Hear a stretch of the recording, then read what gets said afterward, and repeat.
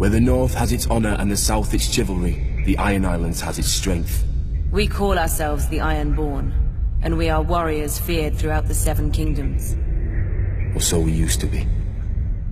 Unlike their mainland cousins, the first men of the Iron Islands never bowed to the old gods. Theirs was the drowned god, who made the Ironborn to reave and sack and write their names in salt, steel and song, that his enemy, the storm god, could not wash away. We raised our kings from our own ranks, and used beaten foes as thralls to work our mines and farm our land.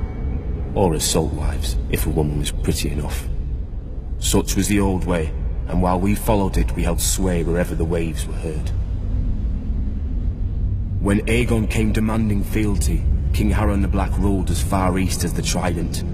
Other kings like the Starks could kneel, but Harren was Ironborn, and the Ironborn must be beaten. In Harrenhal, he had the mightiest castle in Westeros, and the army to defend it.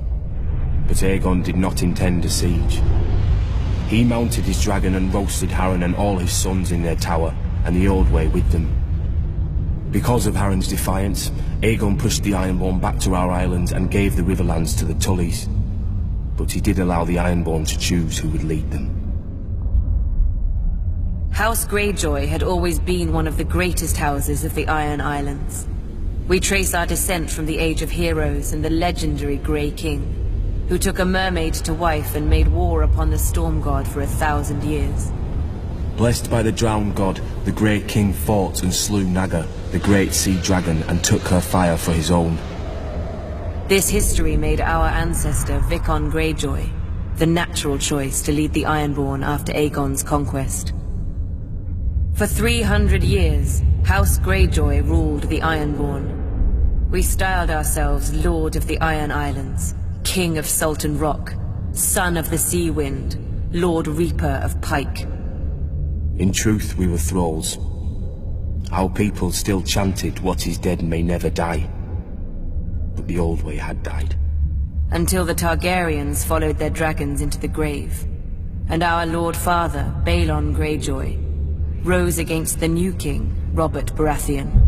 He seized our ancient crown and sent our Iron Fleet against the Lannisters at Lannisport, burning all their ships before any could weigh anchor. Though Robert and Eddard Stark would later defeat him, they understood us no better than Aegon. The Greyjoy sigil is the Kraken.